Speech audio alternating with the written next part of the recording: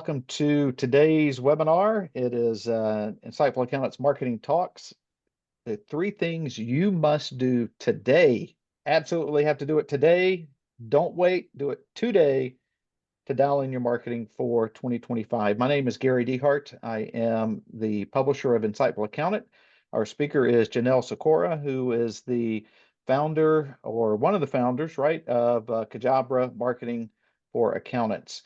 So, Janelle, thank you so much for being here for another episode of Marketing Talks. But before I turn this over to you, I always have a question of the day. We're going to call it a question of the season. What is the best part of winter for you? But you're in Oh, Florida.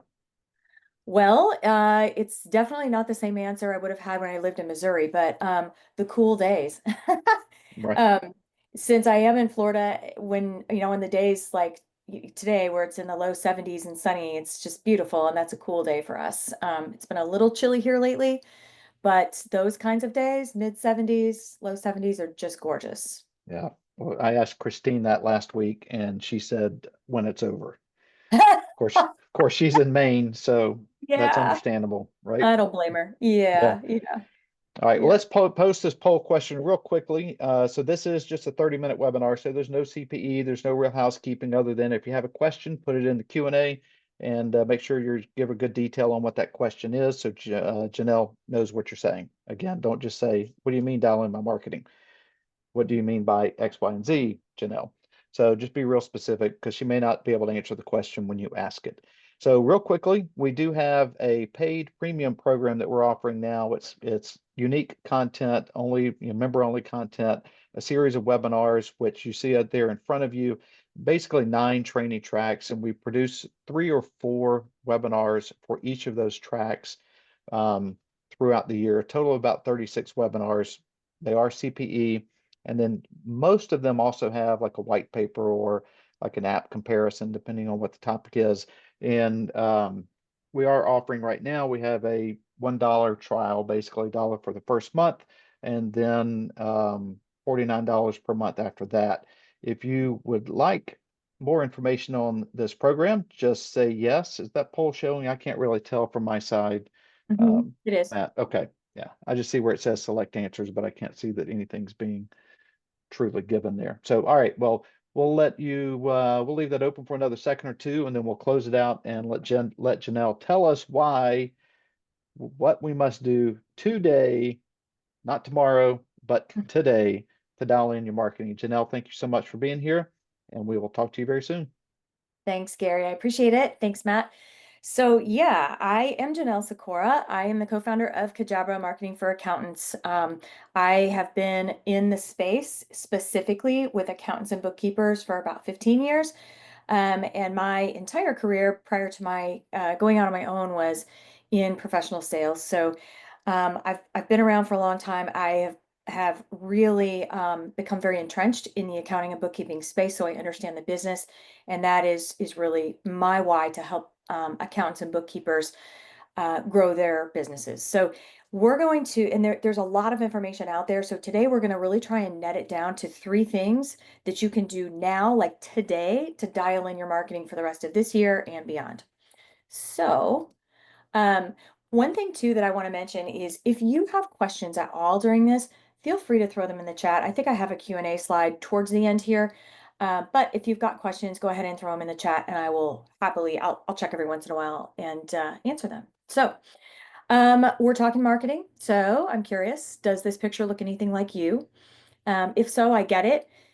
You want to focus on accounting and bookkeeping and financial strategies for businesses. And when you think about marketing, the whole idea of it really might feel nauseating to you, or at the very least overwhelming. So I'm going to give you an example. I actually met with a small firm who's a client of mine last month, and she wanted to put together a strategy to grow her business because she is in growth mode.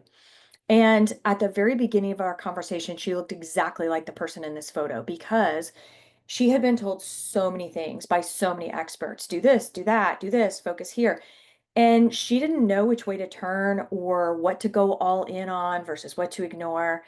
And so we had to really simplify it, cut through the noise, and break it down into a couple of strategies. And At the end of the day, we do live in a very digital world, and your ideal clients have to be able to find you. Then they have to know what to do when they find you. And then you, on the other hand, have to be able to differentiate yourself from the competition and find a way to build some level of trust online. Now, before I go any further in this, I've mentioned this on another talk before, but actually, our businesses, my business as a marketing company and yours as an accountant, have something very important in common. Just as it's important to be proactive about things like tax planning and bookkeeping, it's also important to be proactive when it comes to your marketing planning. So if I, as a business owner, am not proactive about my tax planning and let my books just get away from me, then I'm going to have a mess on my hands. I will always be behind and I will stress out every year about surprises during tax season. And if I, as a business owner, as an accounting firm owner, if I'm not proactive with my marketing, then I'm not going to grow my business and I'll lose really good prospects to my competition because more and more accountants are putting a lot more focus on marketing. So let's get into it. So I mentioned I want to keep it simple and I want to keep it actionable. So we're going to focus on three things today. And if you implement what I'm going to show you today and you're diligent about keeping up with it throughout the year, you will see results.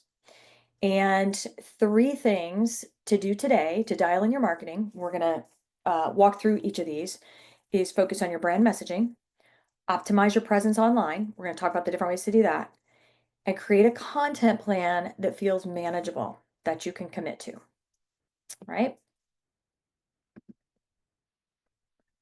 We all know who this guy is, Mr. Steve Jobs. Whether you like him or not, he is a genius when it comes to marketing. And the first strategy that we're going to talk about today is crafting your brand message. And as Steve says, your brand is the single most important investment you can make in your business. It is what differentiates you. The words you use matter. They differentiate you, and they are also what has a very, very strong impact on your clients, especially when they're woven into a story. We're going to talk about how to do that. So before we talk about what good messaging is, let's talk a little bit about what it isn't. It is hard to differentiate yourself as an accounting firm or bookkeeping firm, mainly because, and we've talked about this before, there are tens of thousands of firms that provide similar services. There's 52 plus thousand CPA firms. There's 88,000 plus accounting and payroll services firms in the United States. So there are lots of firms that do very similar things and provide similar services. So that means tens of thousands of websites that say very similar things. And when there's a lot of the same thing readily available to consumers, it can lead to becoming a commodity unless it's differentiated with value.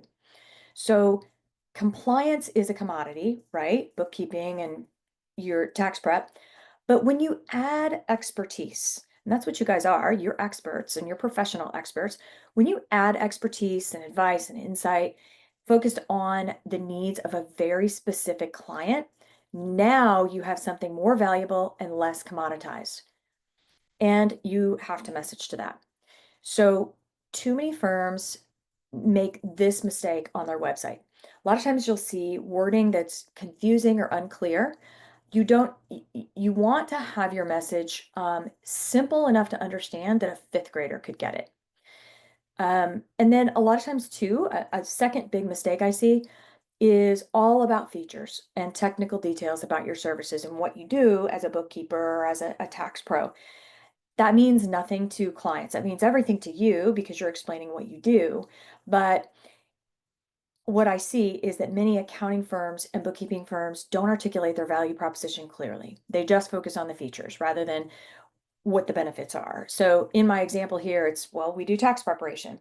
Well, that means something to you, but it doesn't mean as much to a consumer. What they want to always know is what's in it for me. Well, a different way to rephrase that would be, we help you minimize your tax burden. And then the other mistake that I see commonly when it comes to messaging is there's no call to action, whether it's a social media post or whether it's a website or anything else. If someone is going to read your message, you have to tell them what to do, what you want them to do with that message. So these are 3 mistakes that I see a lot. So let's talk about what you focus on when you're building out your brand message. And once we get through talking about this, we're going to talk about how the heck do you use this kind of a message. I'll give you an example. So first, what do we focus on? It always starts with your ideal client. Now, the deeper you go in terms of who your ideal client is, the better your message will be. It's literally that simple. I want you to think about, and I always tell people, you really need to document this and brainstorm it, whether it's a Word doc, a Google Doc, or plain old pen and paper. Who is that ideal client? What do they struggle with? How does that make them feel? Where's their pain? Hopefully, they're in some specific niche. I saw a firm yesterday posting on Alignable as an example, and they had just posted about who their ideal client is. And their ideal client was about across at least 10 different industries, and had a massively wide range of revenue.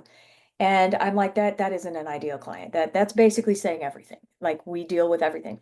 So I want you to think more specifically. Are they in a niche specifically? Who are you serving that you love serving? What niche are they in? And then inside that niche, whether it's restaurants, whether it's franchises, whether it's construction, it doesn't matter what it is, dentists, lawyers, you name it. What is it that those business owners face in that niche? And once you understand all of this, it's only then that you can really kind of start positioning your brand and your message and create your entire value proposition. And I want you to think of it in terms of, like I said, what's in it for me. Think about looking at your message through the eyes of your ideal client. What does your brand do for that ideal client?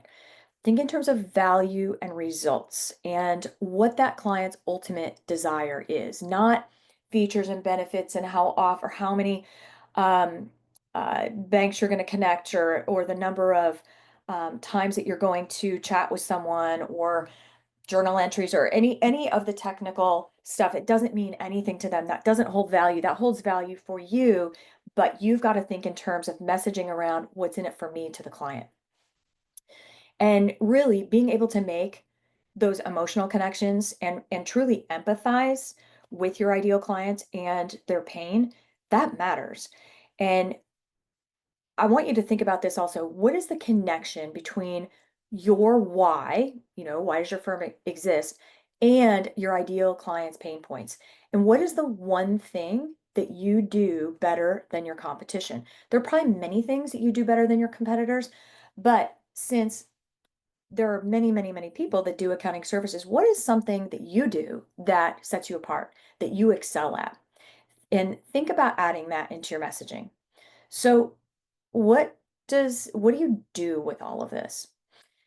Once you have your brand narrative created and you've documented your ideal clients and you've documented 1, 2, maybe 3 specific value propositions, then once you've done all that, you'll use it for all of your marketing and your sales collateral. I'm going to give you an example here in just a second, but before I do, I want to take you through kind of a few pro tips. When you create a narrative, any brand narrative, whether it's about around talking about a service you provide or your firm as a brand, tell your story. Tell a story, make it interesting, start with a hook, have your body in the middle, always have a call to action at the end. Like I said a little bit earlier. Also, keep it simple and keep it clear. I have seen a good handful of websites that they'll try and be really clever, but clear over clever always, because clever doesn't always mean that someone's going to get it. So very clear, very simple, no technical language, and stay focused on the results. What is it that the work you do, what does that do for a client? How does that make them feel? How does it help them achieve success or avoid failure? And be sure to use empathy in your language and bridge those emotional connections. Empathy is really important in building trust and in your ideal clients feeling like you really understand them and get them. So, back to what the heck do you do with all this messaging, right? Obviously, it's going to be handy for all of your marketing collateral, but let me tell you, in your website, your blogs, all of your collateral, PowerPoints, presentations, all that good stuff. But let me just tell you a real practical example. So I have a client, and this literally just happened. I have a client that is a tax and advisory firm, and their focus is on business owners. In fact, those are really the only types of clients that they'll take on. But like most firms this time of year, they're getting a lot of calls right now. So these calls were taking up a ton of time. And what they were finding was that people were calling in who maybe had seen them through, other areas where they're marketing. They weren't necessarily understanding what's involved in tax preparation. So they're calling in with typical questions you get during tax season, like, um, you know, uh, they're either A, trying to get some free advice and they want to ask questions and pricing, or they just wanted to get their tax return prepared and that was it. So what we wanted to do was weed out the folks who all they cared about was just the commodity tax prep, because that is not the ideal client of this firm, from the folks who thought that answering questions and providing value was part of the tax prep process so that we could kind of help build value into that messaging. So what we did was um, when we created a workflow process where when a prospect calls into that firm, the person who answers the phone says, hey, if they're asking for, any information on 1040 tax prep, the person who answers the phone is going to say, hey, you know what? I'm going to send you an email and it's going to have a very short video and it's going to explain our fee ranges and our processes. And it's going to give you two options. So as soon as you have a chance to look at that, then you can determine which option is better for you and you can let us know.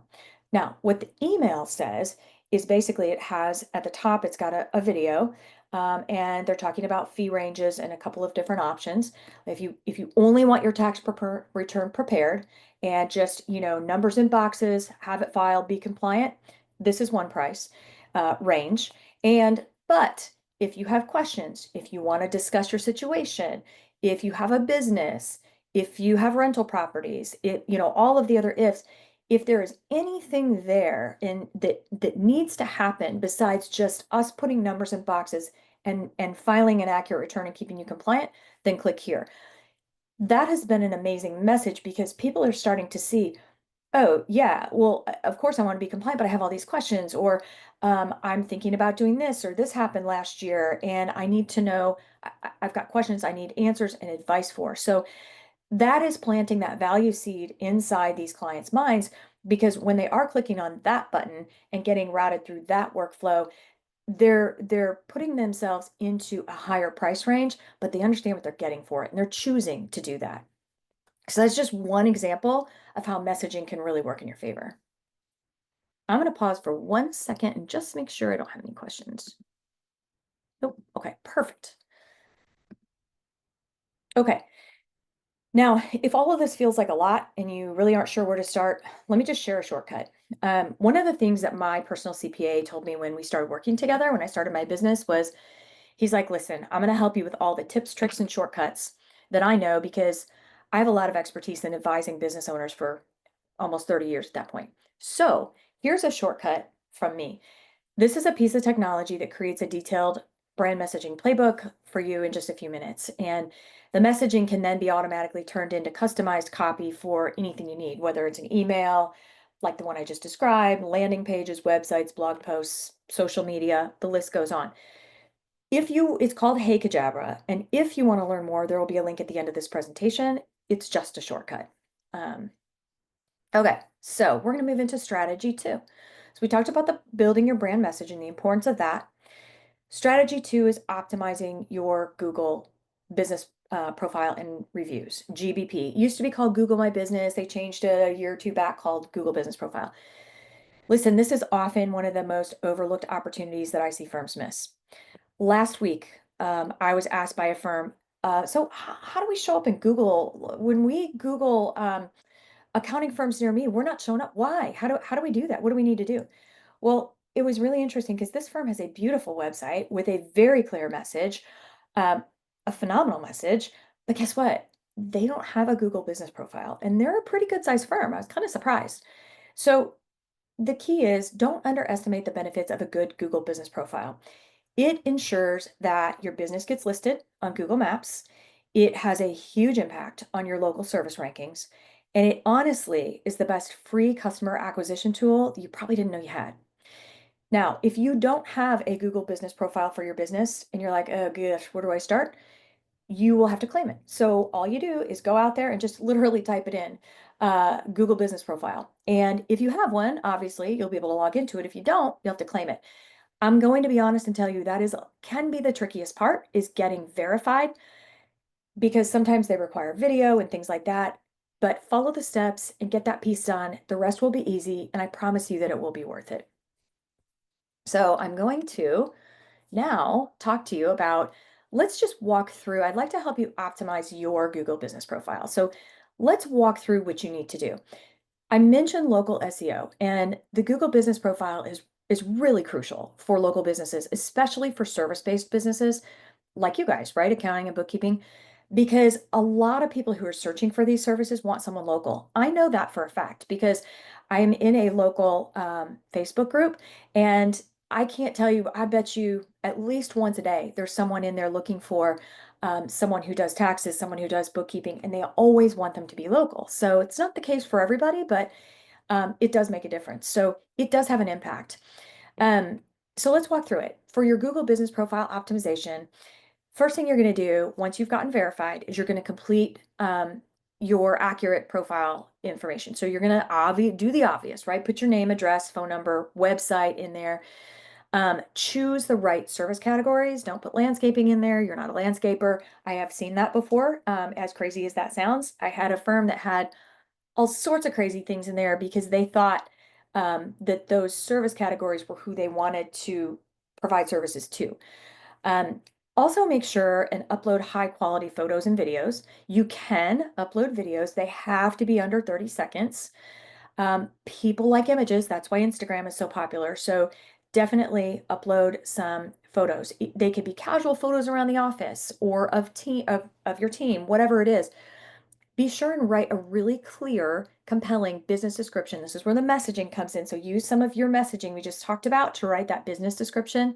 And then be sure and keep this up. Don't just optimize it and forget it. You want to regularly post updates. It could be an offer that you've got, it could be an event that you're participating in or hosting, or it could just be insights or did you knows. Just think of any type of social media post. Also, create product posts. By product posts, I mean your products or services, right? So if you have a product that's business advisory, create a beautiful image for it in Canva and a description about what that is and make that your product post. And then make sure that your profile strength is green and says looks good. If it says that at the top and it'll be a little circle, you can't miss it, then you're good. You've got an optimized Google business profile, and now you just have to continue to add to it. But I would be remiss if I didn't talk a little bit about Google reviews because this is a topic I'm very passionate about. Over 88% of customers read Google reviews to determine the status and the quality of a local business before they ever engage with them. So if someone refers their friend to you or their family member, whatever, their peer, whatever, I guarantee you they're going to go check out your reviews before they ever pick up the phone and call you or email or whatever. Google is the dominant platform for all reviews. Yes, you can leave reviews in Yelp and Facebook and all the other places, but over 50%, I think it's like 57.5% of all online reviews are Google. It is the number one free thing you can do to improve your SEO. SEO is a whole other topic of conversation. Most people who want to appear at the top of a search or on that first page are paying something to run an SEO campaign. If you don't want to pay to run a campaign, there's so many other things that you can do. You can optimize that Google business profile. You can deploy our third strategy, which we're going to talk about in a second, and you can get Google reviews. Make it easy. When you're asking someone for a Google review, send them the link via email or text that will take them straight there to leave you a review. Don't make them guess and have to go find it themselves because they just won't. Even consider setting up an automation that sends out a review based on some sort of a trigger, like, the tax return was finalized and done. And then focus on getting reviews regularly. If you get a few regularly, that is much better for SEO than getting 100 all at once, because Google knows, they know when you're, out there on a campaign to try and get a whole bunch of people to leave reviews. And then last thing I do want to mention here is sometimes a bad review can be a good thing. The number one thing I hear from accountants who are really shy about asking for reviews is, ooh, what happens if or the ones who don't want to automate getting them is, great, what happens if I get a bad one? Someone didn't get the refund they were expecting and they, rip me up on Google. You know what? A bad review can be a good thing because people will look at those bad reviews. And if they see that you responded to the review and that you responded professionally, and kindly and saw it through, that's as good as having a good review. So people are not dumb, and they know that there's one in every bunch, right? There's always going to be that client. But if you're responding and you're professional in any negative review you get, that's not a bad thing. So um, let's see here. I'm gonna get off my Google review bandwagon, and we only have a few minutes, so I'm gonna hit on strategy 3, creating a content strategy. So when you're starting out or you're in aggressive growth mode, you have to focus on lead gen activities that drive more immediate results, right? So you're focused on more like sales and marketing types of activities. But I will tell you, do not put this off. The most effective thing that you can do in terms of having a good long-term lead gen strategy that costs nothing is having a content strategy. As Andrew Davis says, content builds relationships. Relationships are built on trust, and trust drives revenue. And we all like revenue, right? As business owners. So the power of a good content strategy. When you showcase your expertise publicly, you're educating and building trust in a one-to-many format. And people who see your content are building relationships with you, and they will usually consider several pieces of content before you ever even meet them. And then when you do meet them, the sale is so much further along because they already trust you. You don't have to start from scratch and sell them or sell yourself or sell your firm. So the first rule of content strategy is, what do you enjoy? Don't stress out over, oh God, I hate video. Okay, that's okay. What do you enjoy? Do you hate writing, but you love playing around with video? Or maybe you really just want to be a guest on podcasts? Or maybe you just want to go all in and focus on showing up once a day on Facebook? That's fine. Pick one thing. And depending on what you choose, though, that's going to shape the rest of your strategy. So think about your ideal client too. Where do they hang out? What do they consume? If you're working with um, construction and that's your niche, you're not going to be all in on talking to your construction business owners on LinkedIn necessarily. You've got to find out where they are and where they're consuming content. Narrow it down to the one or two things. Get really good at one or at those types of content or those platforms. And then you want to organize that content into a calendar so that it's really easy to not only plan and execute, but also to not be overwhelmed about, oh, what am I going to post next week? If you create a content calendar, it makes it a whole lot easier for you to be consistent. Your imposter syndrome is going to go out the window, and you're going to be able to you're going to be able to stick with your content strategy versus getting all excited about it, running out of things to share and giving it up. We'll talk more about what to share here in a second. But then the last thing that I want to mention here is promote it. When you create this, share your content on social media, share it in blogs, wherever you like to share it. It could be speaking engagements, webinars, video if you do like video, local groups, networking groups, or trade associations, or your chamber of commerce.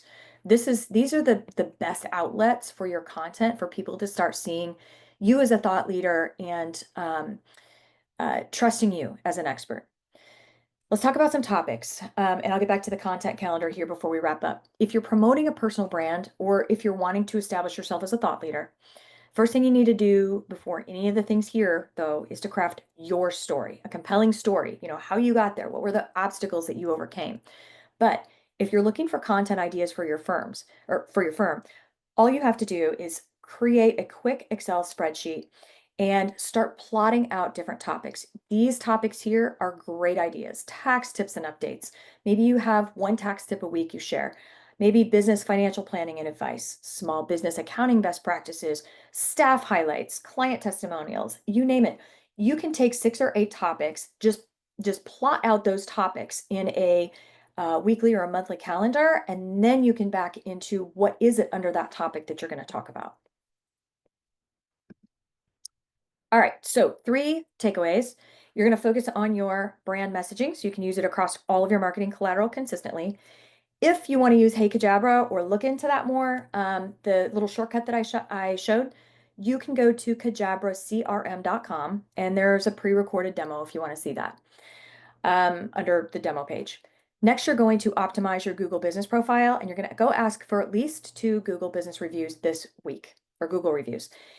I also want you to create a content calendar and commit to a type of content or channel and a cadence, and then brainstorm at least 5 topics that you can share insights on over the next couple of weeks. All right. Oh, Q&A. We are running out of time. I want to see if there are any questions, you guys, please feel free to drop them in the chat. What tips do you have for engaging prospect leads who don't like reading long messages? Okay, this is a great question. In fact, I do have a great tip. So people who don't like reading long messages, there's a formula. Always start with a hook. Start with a question, a hook that's going to make them want to keep reading. If you start out with too much background or it's really boring, they're going to go, moving on, take too many brain calories. So if you're doing a post as an example, or if you're doing an email, make sure that the subject in the email is super compelling, or that you're starting a post with a question, something really compelling. A hook, it has to be a hook that can grab their attention within the first couple of seconds. Then you can go on with the body. And then the other part of the formula is you have to have a call to action. All right. Hopefully that answered that question. All right. I have an opportunity for you to actually, one, if you are a bookkeeper who's trying to figure out kind of this whole lead gen thing, we have a special masterclass webinar coming up that is going to go really deep into this. And if you're looking for a way to grow your business and you're trying to figure out where do I start, how do I get leads, or you're in hyper growth mode, this is what this webinar is for. Please join me on March 13th at what is it, 2 p.m.? Yeah. Yep, 2 p.m. Eastern Time, March 13th. And you can register at the link that Matt just put into the chat. And I will also be revealing a special offer at the end of that webinar that will be limited to 25 bookkeepers. And then lastly, if you need help creating and or automating your marketing strategy for 2025, if you've gone through this and you're like, okay, this is good stuff, but I really need someone to help me with it, no problem. Just go to cajabra.com, click on schedule a no pressure call. You'll get right to my calendar and we can have a little strategy session. No strings attached, no obligation, no pressure. So just happy to help you. And with that, I'm a little over time. I probably could have gone on for another half an hour on this. Great fun topic. I really appreciate everyone attending. And please, if you have any questions, hit me up on LinkedIn or on my calendar on our website. And that's it.